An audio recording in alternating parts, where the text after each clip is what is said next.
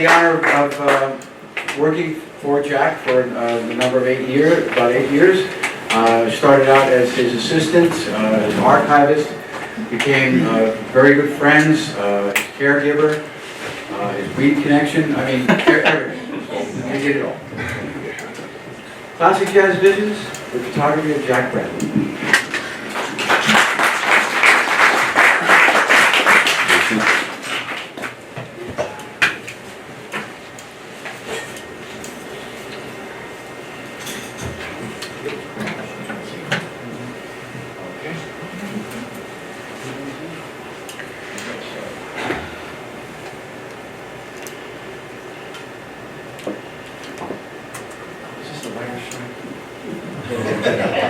How did they fix that?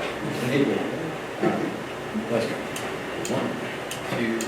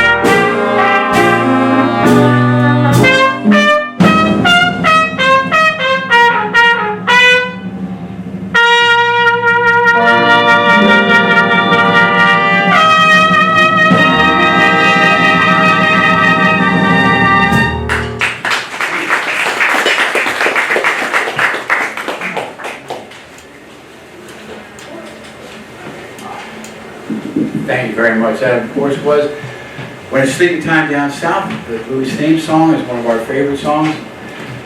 This is Jack Bradley.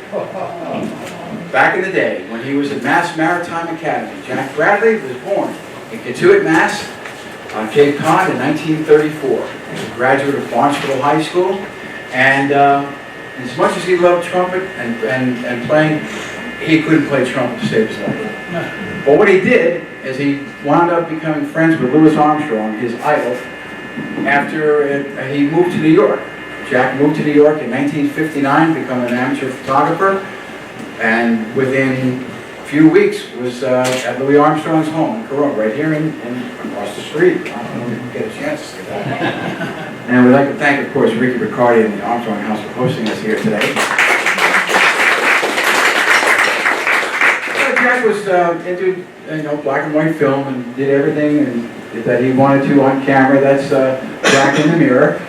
But this woman here, Jean Ronnie Phalos, she was about 10 years older than Jack, and she was the one that actually introduced Jack to Louis. And she actually worked for Louis, Joe Glazer, Louis's manager, and she was the one who helped answer all of his fan mail, all through the 1950s and 60s, right up to the end. So yeah, this was taken at the Steel Pier in Atlantic City. They had a great time together. They were off and on, and they were the jazz couple of the early 60s when it came to New York. This was, I believe, taken in Framingham, and this is one of our favorite pictures of Jack and Louis. Jack loved Louis more than anything. He could not believe that his idol, that he used to listen to on 78s, was actually a real person. And Louis would just put his arm around him and say, "I'm just a real regular guy, just like you, so let's just hang out and do our thing."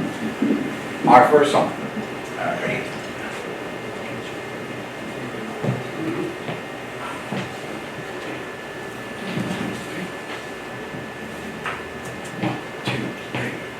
Thank you.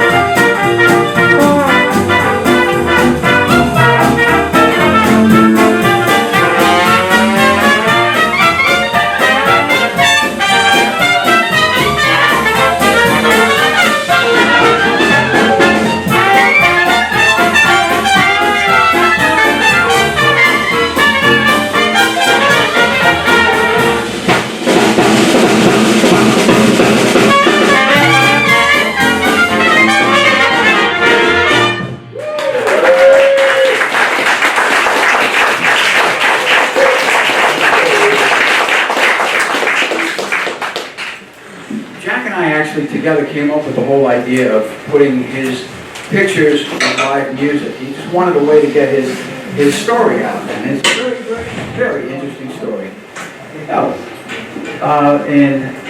This is, most of his work is from the early 1960s, the New York City jazz club scene. We have Bill Davison, this is Copper Rail, Jimmy Ryan's, Eddie Condon's. There were so many different jazz clubs. That all ended when 4 young men from Liverpool came here. Everything started to change after that, according to Jack. Red Allen died with a little bit of debt, but Jack, being the generous soul that he was, actually did a fundraiser shortly after he died, was able to pay off his debt and the funeral expenses, and give a little to his widow and his grandchildren.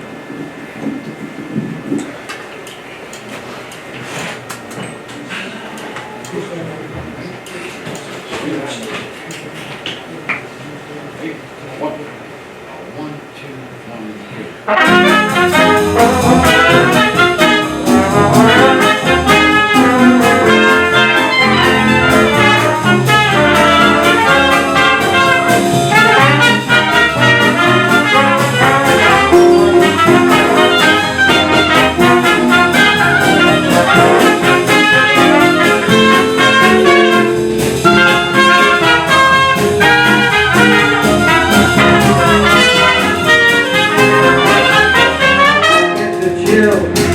That's such a thrill.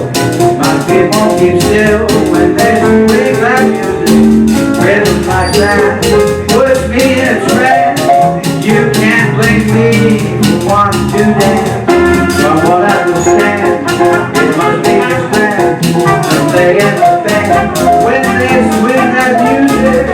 I'm so happy as can be when they swing that music for me.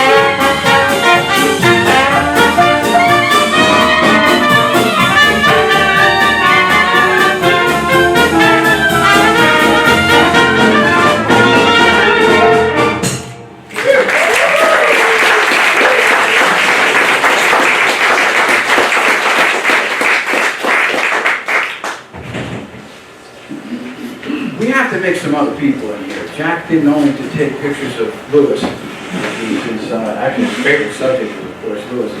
But he took pictures of just about everybody, people I've never even heard of. Now I know them. Oh, yep, that was one of those things.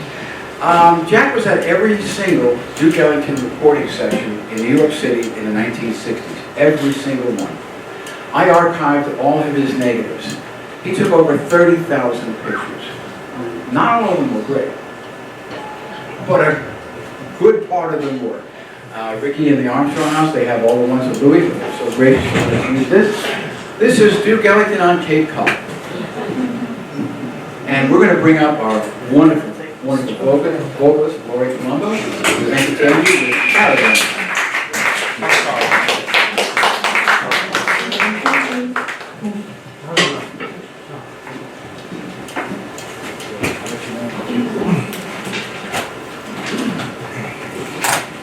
You might want to dance to this. Oh, yeah.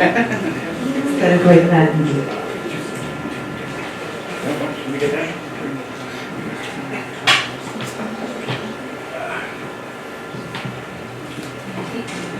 One, test.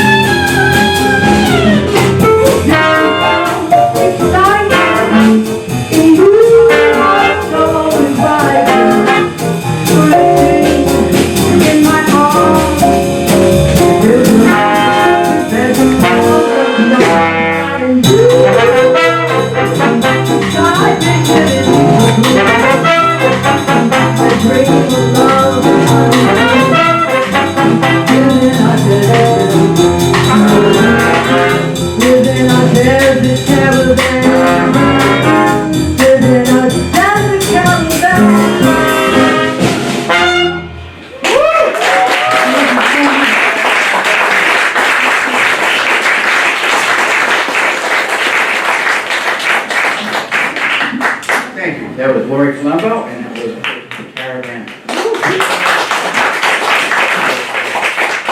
And we're getting ready, I think we're ready for our next song, which is going to be coming up. Ambassador Satch. I think he got that name probably in the 1950s. I had to check off with the boss, make sure that saying everything right. We did this show last month in Wellfleet, and Jack Bradley's wife, his widow, was there, and I had mentioned the fact that Jack graduated in 1952, and she said, wrong! Like, oh, well, so of course, we made her stand up and explain that. All right, so we should be up. Ambassador Satch. Lewis was on the road probably 48 weeks a year, for the most part, and he got the Ambassador Satch from his overseas travels in the 1950s. The U.S. government decided that a great way to spread the American dream was to bring all these jazz greats. Louis, of course, was the greatest, so they brought him to, he went to his tour of Africa, and let's see, and that's where he got Ambassador Satch. Sorry, I'm getting confused. We're going to bring up Lori Colombo one more time for Stacey Bone.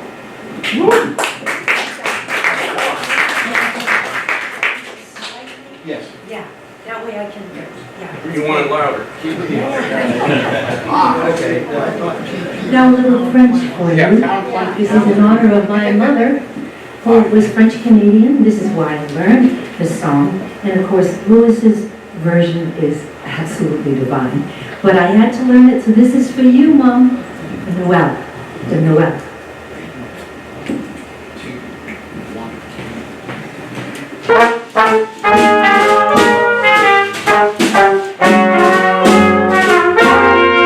C'est si bon de partir du bout. Là-dessous, en chantant des chansons. C'est si bon de se dire de moi des petites filles de bout et qui en disent seulement en voyant terminer la vie. Et comme ça, dans la rue, nous naviguer. C'est si bon de quitter dans ce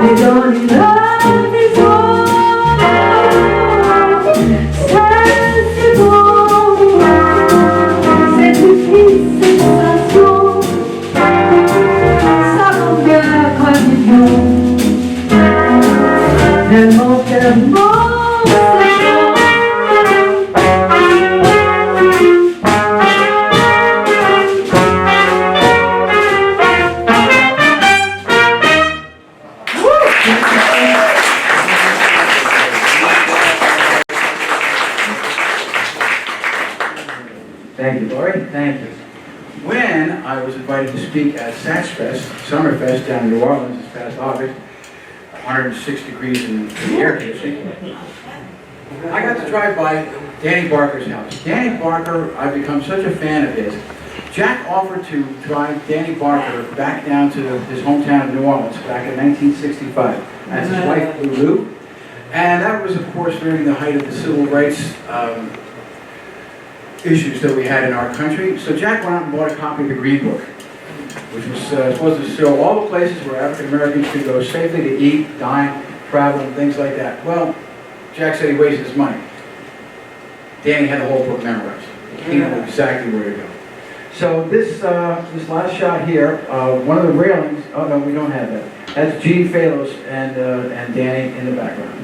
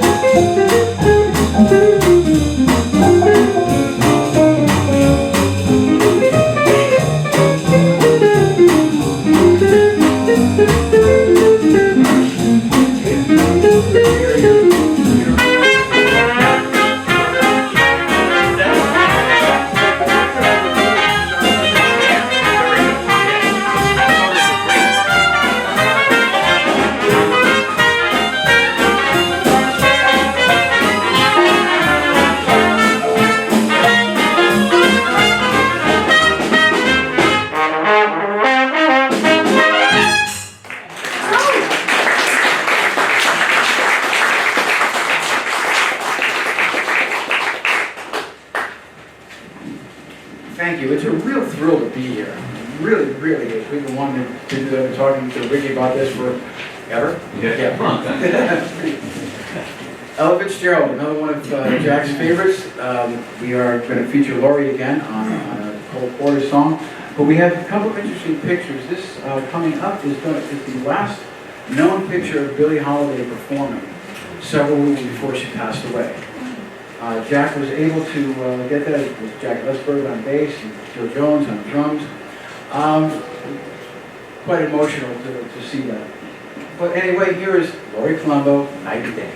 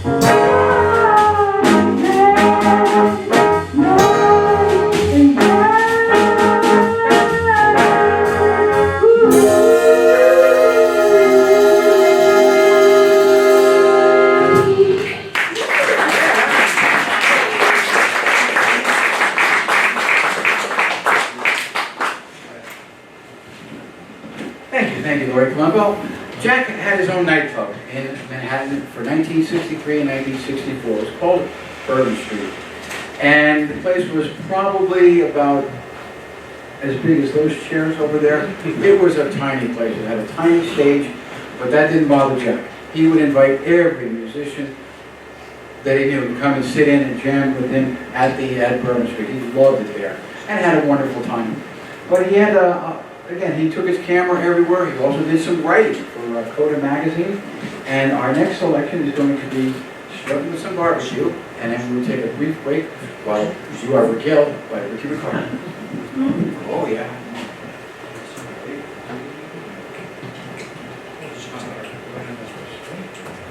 1, 2, 1, 2, 3, and.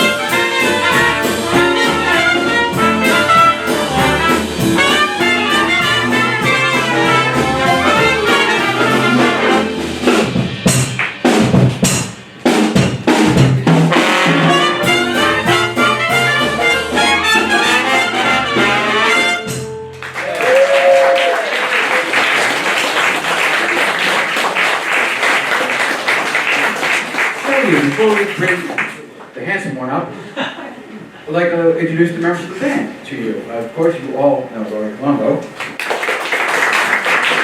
Our lead manager, John Clark. Cornet of the First Order, Jeff Hughes. Cornet of the First Order, Phil Person. Phil and I actually went to college together, and we have our roommates here from 40-something years ago, but boy, we look different. Wonderful piano player, Ross Pito. Our guitar player, John Wheatley. Our drummer, Gary Johnson.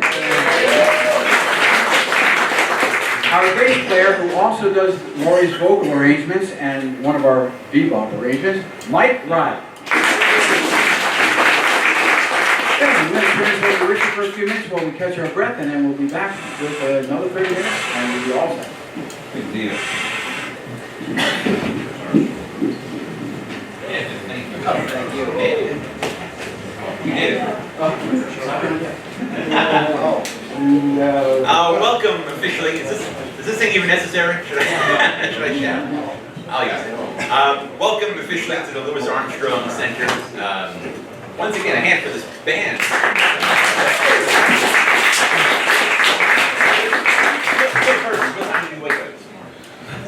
Four in the morning, folks. A round of applause. Incredible, incredible. Wait a minute. I thought we were. Oh. Turn this back on. Oh, sorry. Yeah, take two. So real quick, when Jack Brownlee passed away in 2021, it was the height of COVID, we were closed, so we didn't really get to have a full-blown memorial for Jack, so better late than never, that's what I'm considering today. I'm going to speak for a few minutes, but I'm actually going to pass the microphone around if anybody wants to say a few words. We do know that there are some words to be read from one of Jack's oldest friends, so we'll get to that in a moment. My personal story, I wouldn't be here today without Jack Brownlee. I was hired in I should go backwards. The first time I heard about Jack Brownlee, I interviewed my #1 jazz hero, Dan Morgenstern, in April of 2004. And at the time, Dan said, you should interview Jack Brownlee. He's not doing well. I'm not sure how much longer he's got, but you should call him up. And of course, I heard that refrain for the next 15 years. Every time I talk to Jack, he's not doing great better, but Jack just, old man river, he kept on going.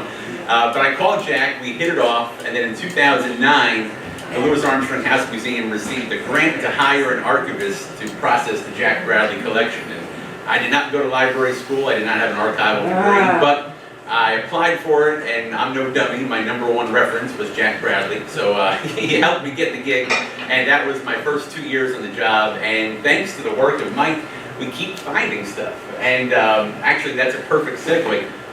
Matthew, is that red binder around?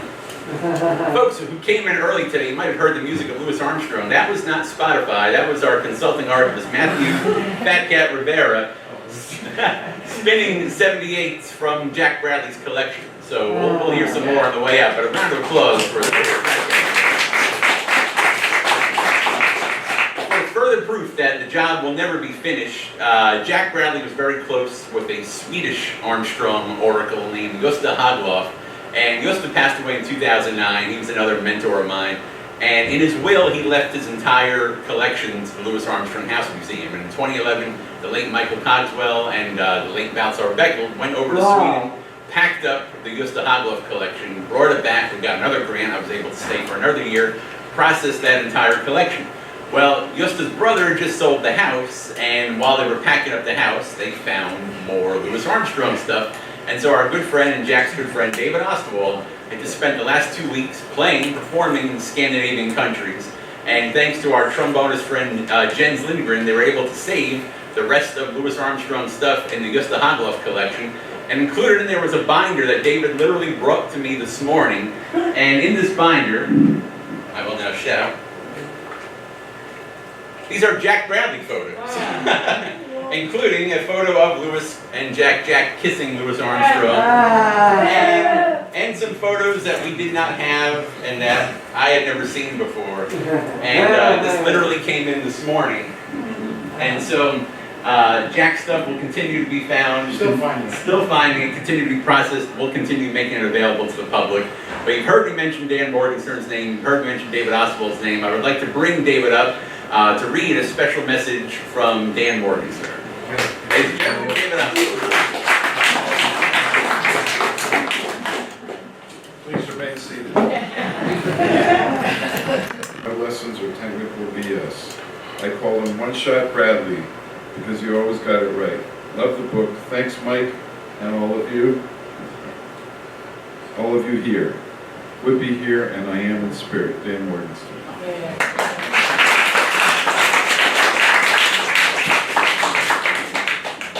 And ladies and gentlemen, David Oswald, in addition to reading such wonderful messages and playing such wonderful tuba, is the man who literally signed the paperwork for the property we are standing on right now. Thank you. Dan mentioned love the book. Mike, I think that's a good plug. Why don't we tell the folks what you're holding there? In my hands, I published a book of Jack Bradley's photos, about 90 of them, including, of course, Louis Armstrong. On the cover is Dan Morgenstern's dear friend, Nat Lorber. And from what I've heard of Nat, he was quite the character, so I'm sorry I couldn't meet him. This book, we donated a case of these books, 15 of them, to the Armstrong House. Wow. They are on sale. 100% of the money will go straight to the Armstrong House. If you are in a giving mood, we are also on the back of the programs, have it available at our website. I'll be doing a second printing. Dan Morgenstern sent me about 14,000 additional names to put in this book, and I'll pass this around for you. Yeah, there you go. Take a look. Now, if you like what you've seen today, by all means, buy a book. If you didn't like what you saw today, buy a book and give it to someone you know. All right, we're going to, we're good to go. We're going to get back going. We'll pass the book around, and thank you for your love of Pops, and especially Jack Bradley.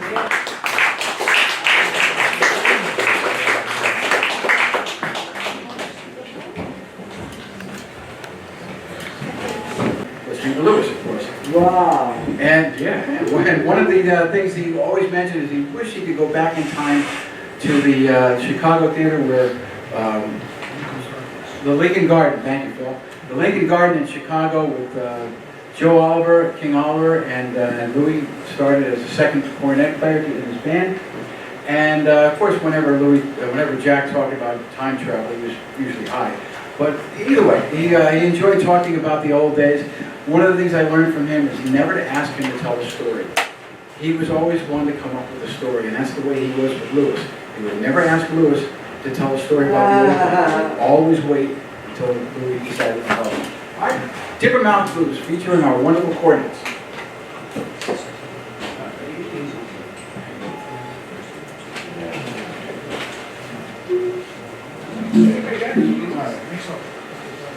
Okay, 1, 2, 1, 2, 3.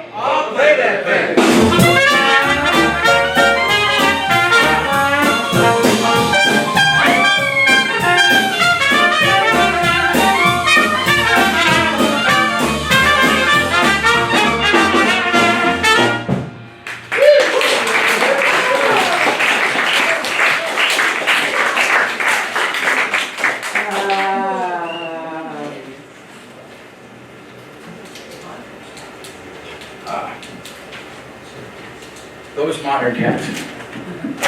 Jack was not a big fan of bebop. I guess that's a no-brainer right there. He was planted his flag firmly in Louis' camp.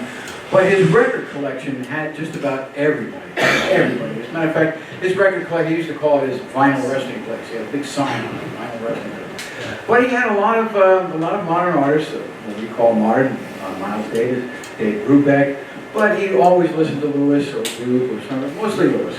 So this selection is called Maynard Ferguson at Randall's Island, when there were nobody there. Anyway, so what we're doing now is we're going into Groovin' High by Dizzy Gillespie.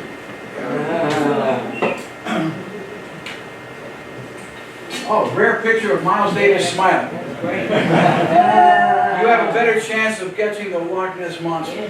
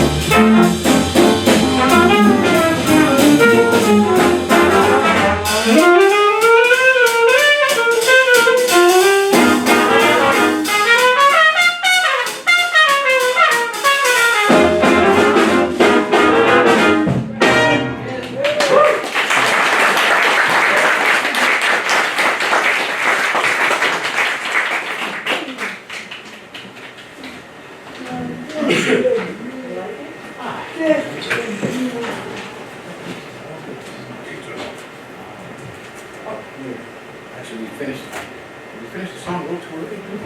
Wow. Oh, that's the whole thing. Yep, that is it. I will start. That's such a great show. Mike, is your mic still? Hello? Yes. I just didn't have anything to say. Broadway and Bullets is one of my favorite titles. In the 1920s and the 1930s, you could not be a jazz musician and get away from the mob.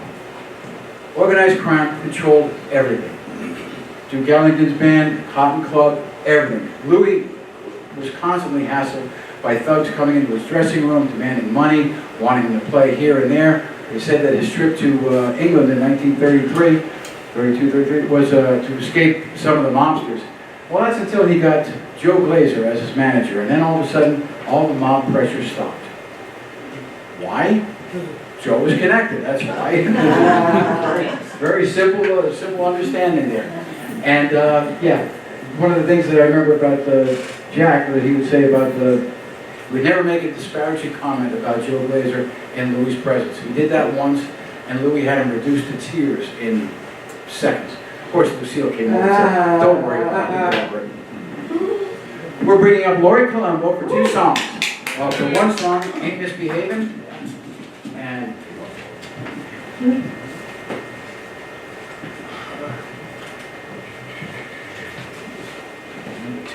okay, great.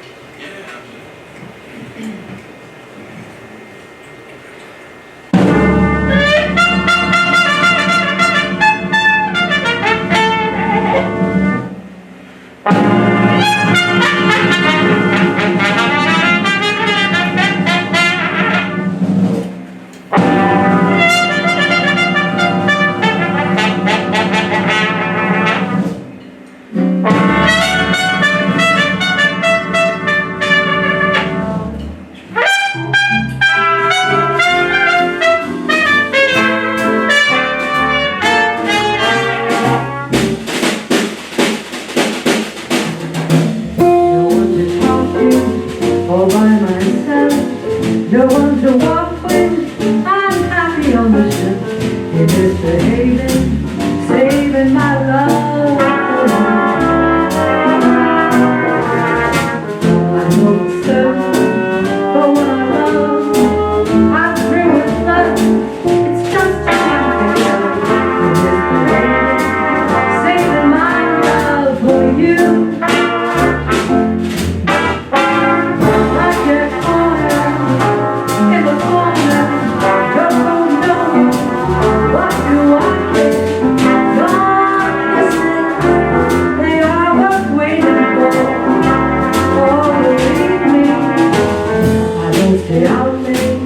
Don't care at all. I'm home about 8. Me and my window. Misbehaving, saving my love for you.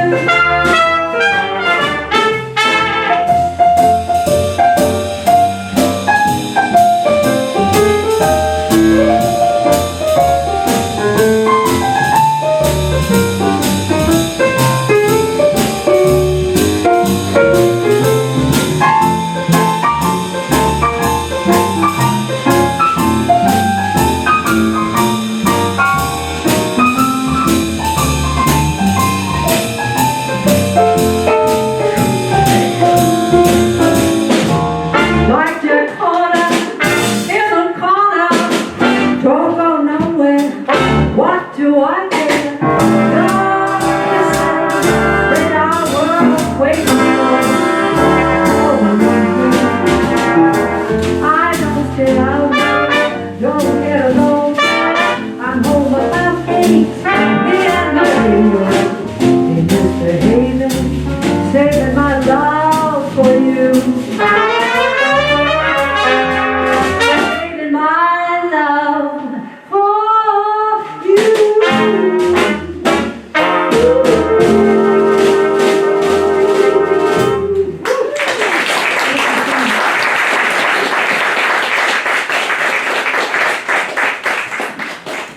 Thank you, Laurie. Thank you very much. Our next selection is also part of this Bullets in Broadway. This is a song called Black and Blue. Now, Ain't Misbehavin' in Black and Blue was written by Fats Waller and Andy Razak as part of the all-black musical, 1929, Connie's Hot Chocolates. It was financed by Arthur Flegenheimer, affectionately remembered as Dutch Schultz. Yeah, there's many stories that go on here, but one of the things I wanted to mention was that whenever Jack and I talk about Joe Glazer, it was always Mr. Glazer. He never called him Joe in my presence, and Mr. Glazer had been dead 50 years at that point, but that's the kind of respect that Jack had, and respect went a long way with Jack. So here's our version, instrumental version of Black and Blue.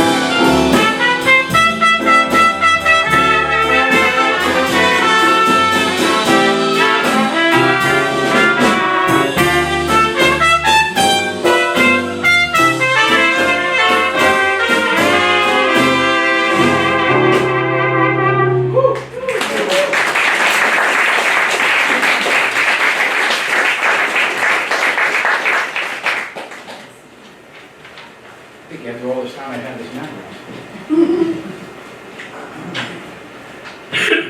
Thank you. Black and Blue is one of those protest songs, but it's not everybody can sing it. That's why we decided to do this instrumental version, so we were hoping that you like it. Bobby Hackett, another great friend of Lewis, but also a great friend of Jack.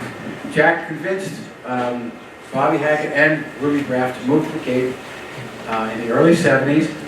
And he was Bobby's manager for a while. As a matter of fact, Bobby told Jack that he was the most honest manager he had ever had. Well, unfortunately, Bobby, like a lot of jazz musicians, died broke and penniless, pretty much. And there wasn't even enough money for a tombstone. So what Jack did is he raised the funds to a concert, and he put a proper headstone, and that is in Chatham Cemetery, where Bobby had his house. Wow.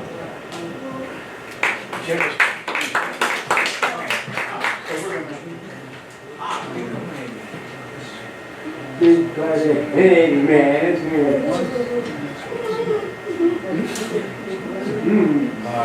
C is just solely trebles, that's it.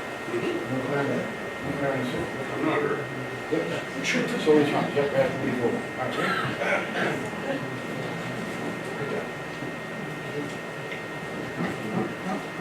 All right.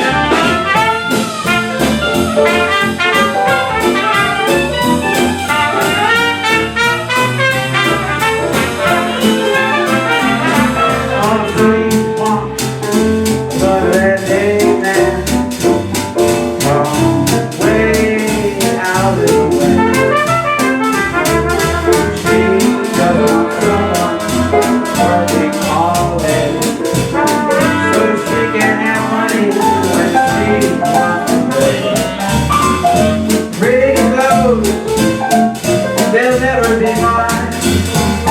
All I can do is hope you don't change your mind. She wants butter and egg, great big butter and egg man,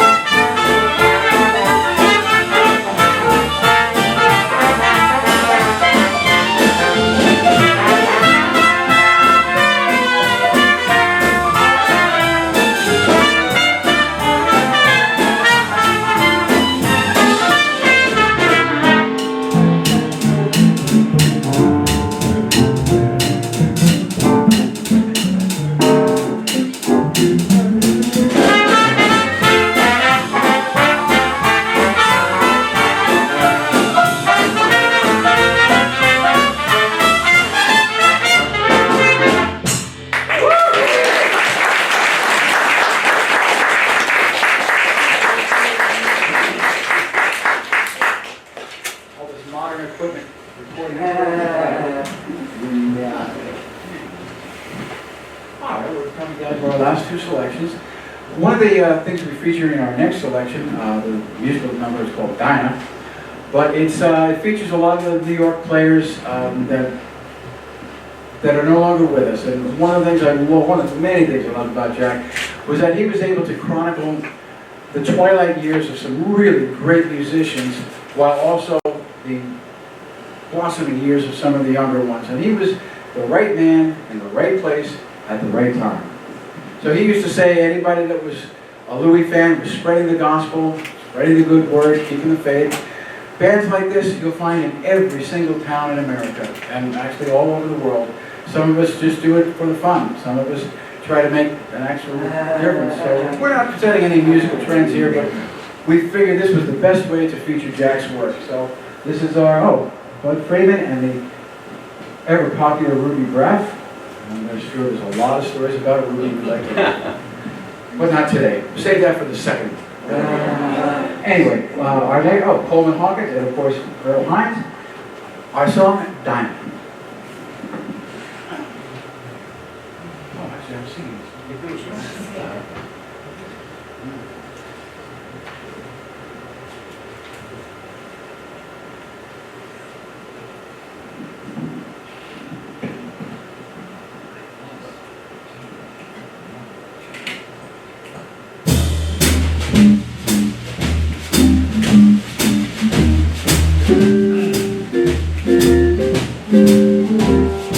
Carolina,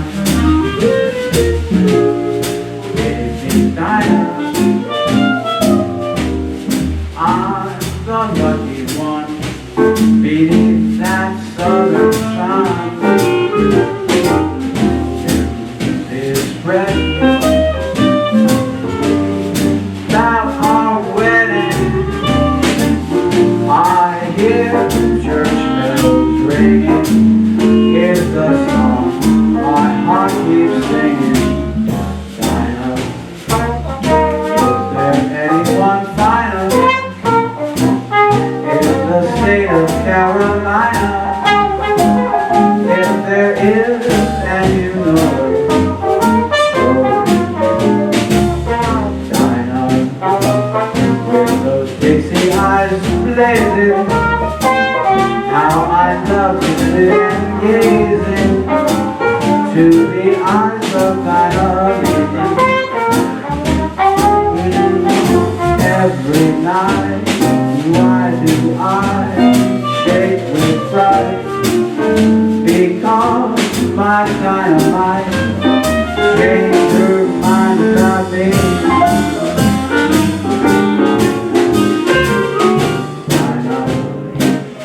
If she wandered to China, I would hop an ocean liner just to be with Dinah.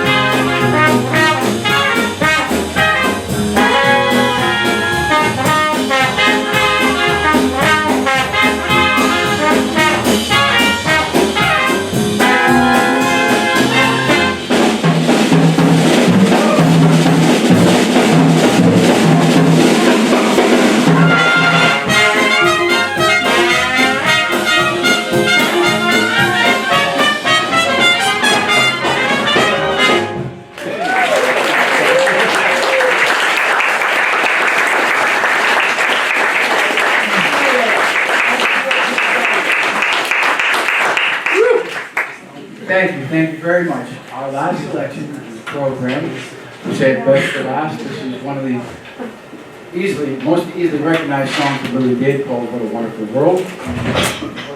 And after spending my time with Jack, it truly is a wonderful world. We're going to bring up our wonderful vocalists together one more time. Laurie Colombo.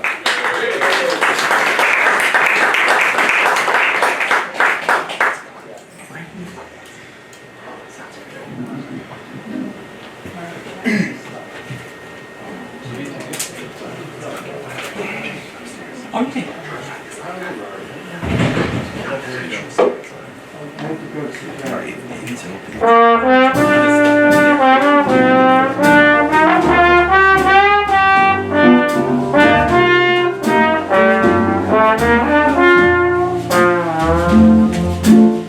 I see trees of green, red roses too. I see them bloom for me and you. And I think to myself, what a wonderful world.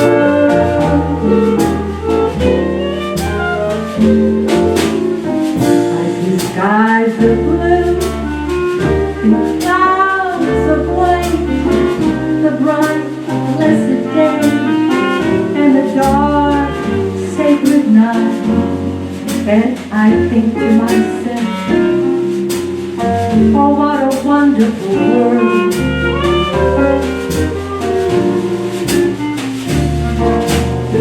All the colors of the rainbow, so pretty in the sky, and also on the faces of the people as they're going by. I see friends shaking hands, saying, how do you do? Oh, you know they're saying, I love you. I hear my babies cry. I watch them grow. They will learn so much more than I'll ever know. And I think to myself, we've got a wonderful, wonderful, wonderful world.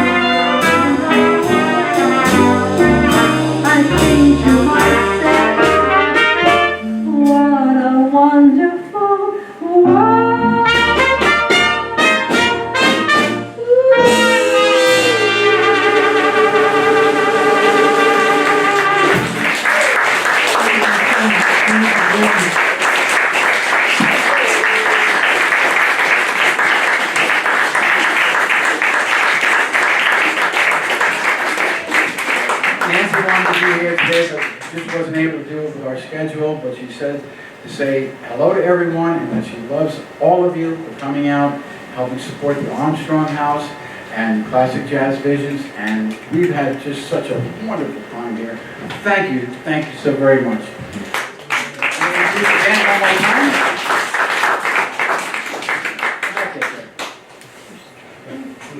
Yeah, usually I have my name followed by for the deposit only.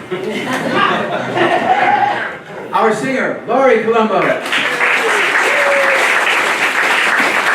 Guitarist, John Hinckley.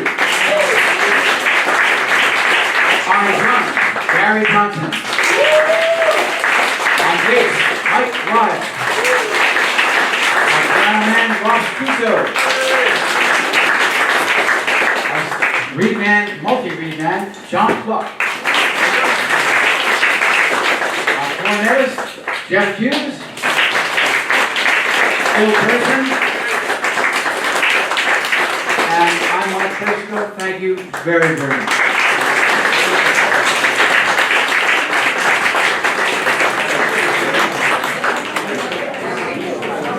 We did it.